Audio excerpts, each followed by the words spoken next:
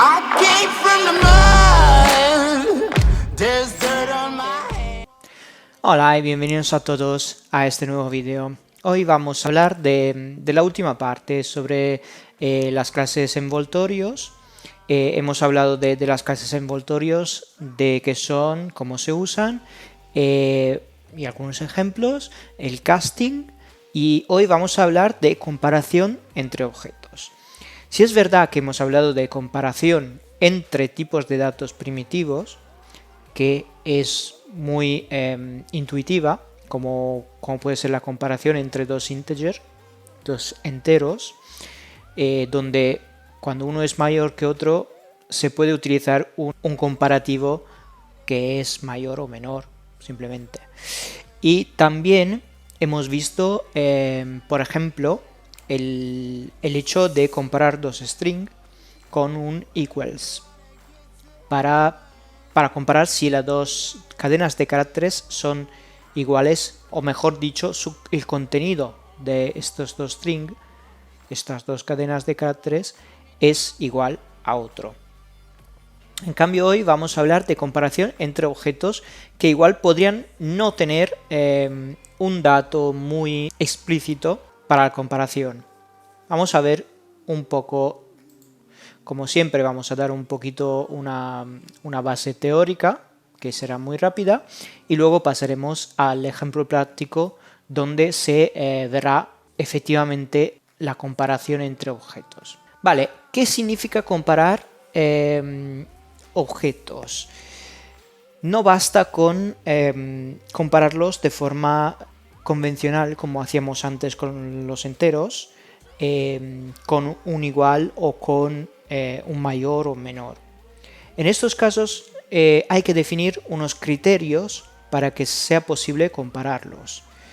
En los ejemplos anteriores hemos definido una persona y un estudiante.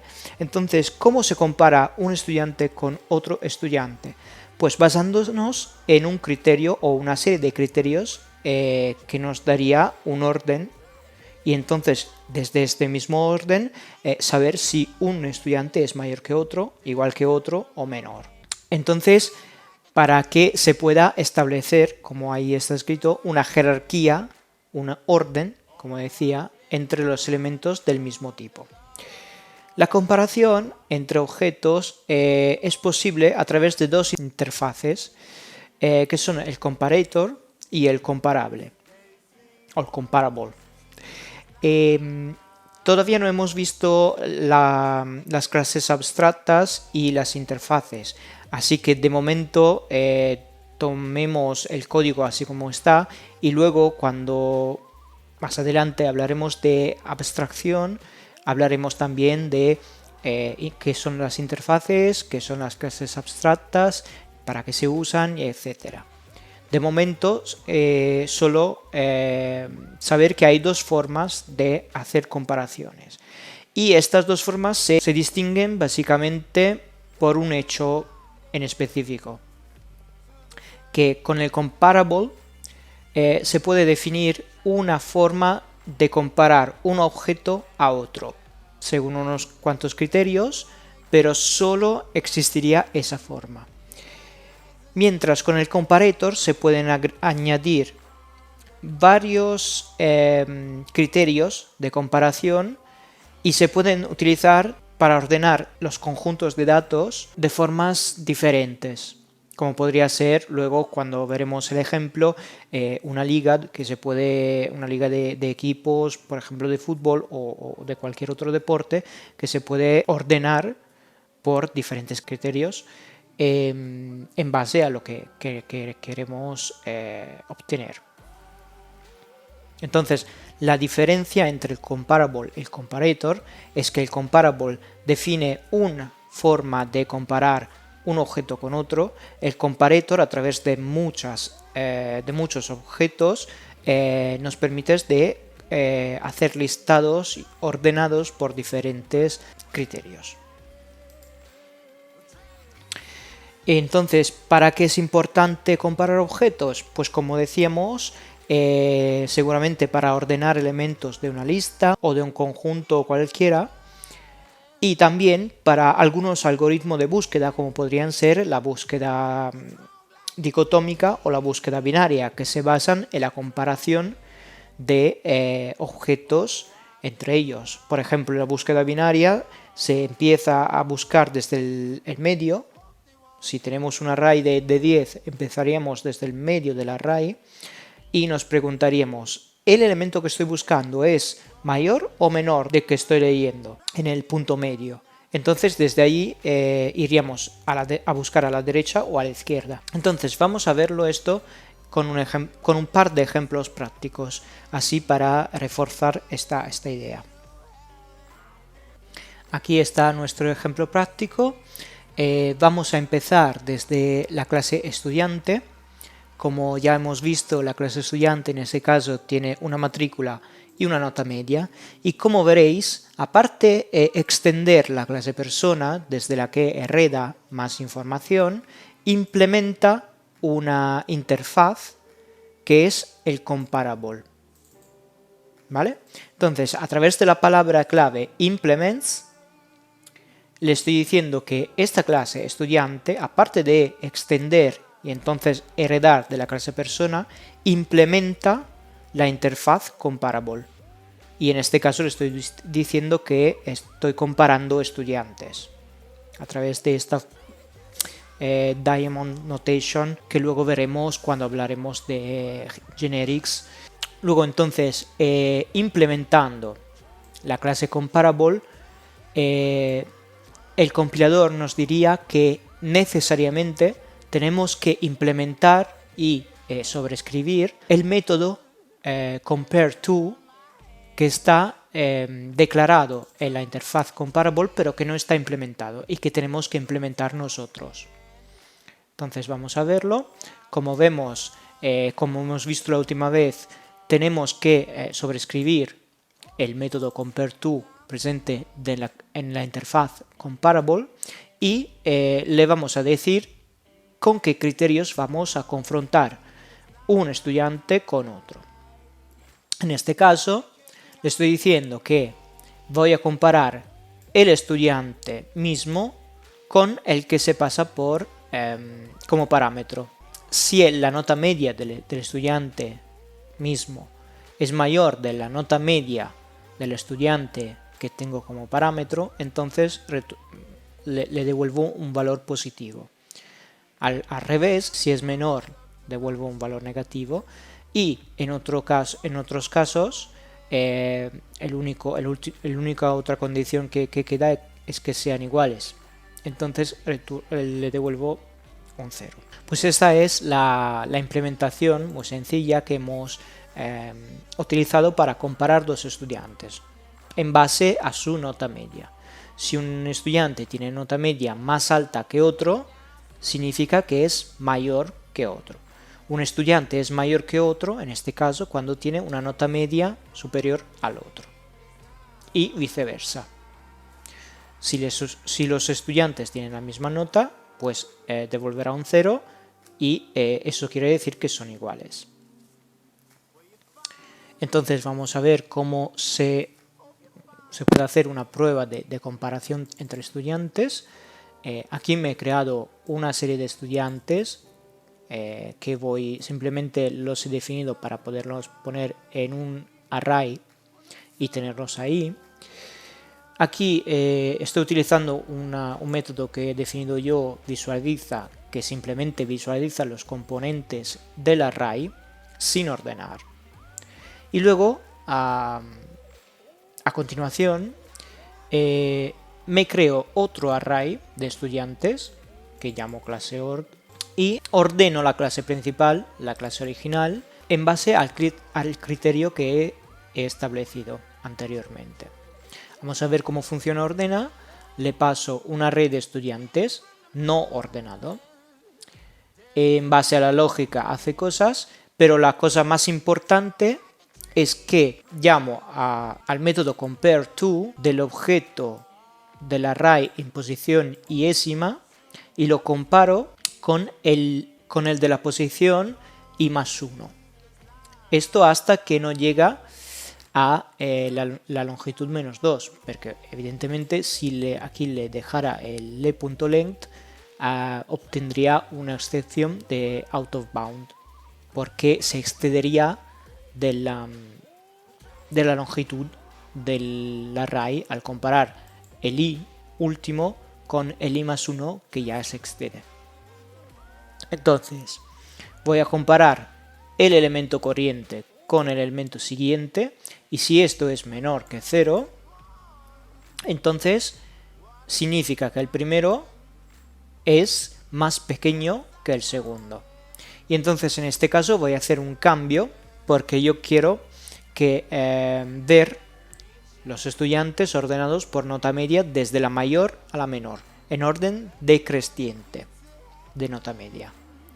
Si hubiese querido que fuese por nota media ascendente, o sea, desde la más pequeña hasta la más alta, habría tenido que cambiar el signo, el predicado aquí, en cambio de que menor, mayor. Entonces, básicamente lo que voy a hacer es tomar la clase no ordenada y ordenarla en base a un criterio que le he dado yo, que podría haber sido cualquiera. En este caso, por ejemplo, es la nota media. Vamos a ejecutarlo y vamos a verlo un poco más grande. Como veis, la clase sin ordenar era simplemente desordenada, como lo había puesto yo en el array, y la clase ordenada me la ordena por nota media descendiente. Esto es el uso del comparable. Si con la implementación del comparable no puedo hacer nada más que declarar en la clase que quiero comparar un compareTo, evidentemente implementando la clase comparable, o sobreescribir el método compareTo y decirle, en base a este parámetro, a este criterio o a más criterios, pero siempre solo con un método. No puedo declararme diferentes criterios de ordenación sobre diferentes parámetros. Siempre y solo habrá un compareTo. Vamos a ver de la otra forma un ejemplo con, en este caso, un array de equipos. Por ejemplo, yo me he imaginado una liga con unos cuantos equipos, y en la clase equipo le voy a declarar los atributos que para mí son los que describen un equipo. Entonces el nombre, los puntos que tienen en la clasificación total, los goles marcados, en contra y la diferencia de gol. Estos son algunos de los datos que podrían ser útiles, por ejemplo. He decidido coger estos. Y como vemos aquí, en la clase equipo no he ni implementado nada, ni declarado un compareTo. ¿Por qué? Porque realmente lo que utilizaremos luego para ordenar serán una serie de comparadores. Por ejemplo, puntos comparator, me defino una clase que es puntos comparator, que se ocupa solo y exclusivamente de comparar los equipos en base a sus puntos en la clasificación. Podría haber más criterios aquí dentro, sí, pero se suele, digamos, tener una interfaz por cada uno de los criterios. Si es verdad que luego podríamos poner mezclas de varios componentes, por ejemplo, puntos y marcadores, puntos y diferencia de goles, o todos juntos. A paridad de puntos, pues pasaría a los goles marcados, y a paridad de puntos y goles marcados a goles en contra, y etcétera. Pero aquí, para hacerlo sencillo, cada uno de estos comparators hace una comparación única. Entonces, aquí sí que implementa este punto comparator, esta clase implementa un comparator, una interfaz comparator, que se ocupa de comparar equipos. Y por esto, por el hecho de implementar esto comparator, tengo que sobreescribir el método, en este caso compare. No nos confundamos con el compareTo del comparable. Eso suena un poco complicado al inicio, porque los nombres se parecen mucho, pero luego cuando se coge un poco de experiencia es más fácil distinguirlos. Pues vamos a ver cómo está hecho. Por ejemplo, este comparator acepta en entrada dos equipos, un equipo 1 y un equipo 2, los compara como antes en base a los puntos que tienen cada uno. Si el primero tiene menos puntos que el segundo, significa que es menor.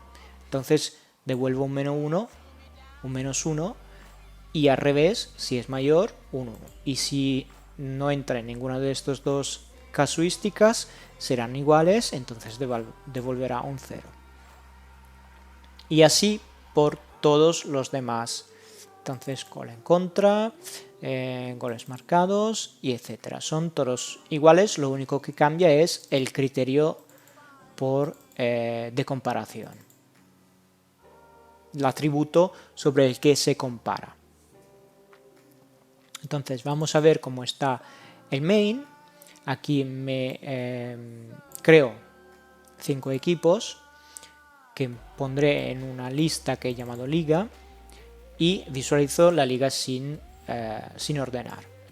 Después lo que hago es llamar a una función ordena, donde se le pasará la liga original sin ordenar, el criterio de comparación, que en este caso es puntos, en este caso es goles marcados y etcétera. Esto simplemente es un string que nos dirá cuál comparator tendremos que usar, y luego un string que nos dice si lo queremos ascendiente o descendiente, la ordenación. Entonces vamos a ver cómo está este ordena y vemos que lo primero que hace es elegir qué tipo de comparator voy a utilizar. Y sobre esto se basa sobre el criterio que le he pasado antes.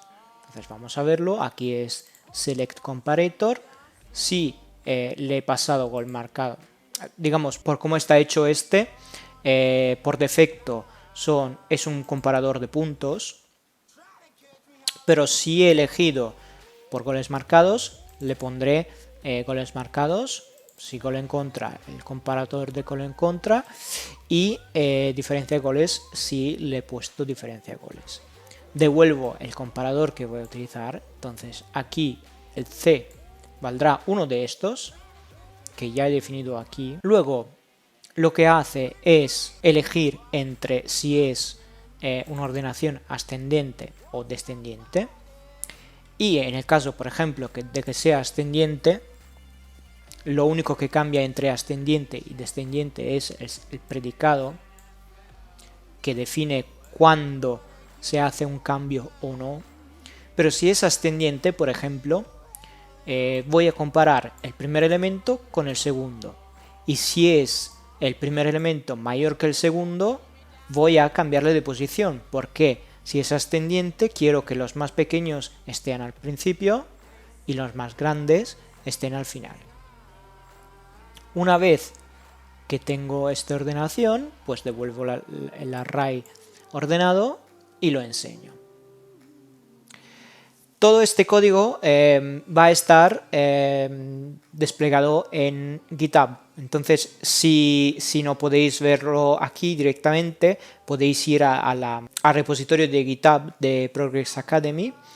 He puesto el link en descripción y ahí podréis descargar todos los ejercicios y todos los ejemplos que he estado construyendo hasta ahora. Entonces, no os preocupéis del código, porque va a estar subido a GitHub y lo podéis descargar, mirarlo con calma cuando y cuántas veces queréis. Entonces vamos a probarlo.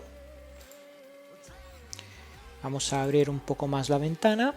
Vamos a ver que la liga sin ordenar estaba como lo he puesto yo al principio, entonces del equipo de 1 al 5, con puntos desordenados y todos los elementos desordenados. La liga ordenada por puntos, vemos que se ordena la liga o el conjunto de equipos sobre el criterio de puntos, y los otros, como veis, están desordenados, incluidos los nombres. Si se ordena por goles marcados, Como veis, están todos desordenados menos los goles marcados, que van desde el más alto al más bajo.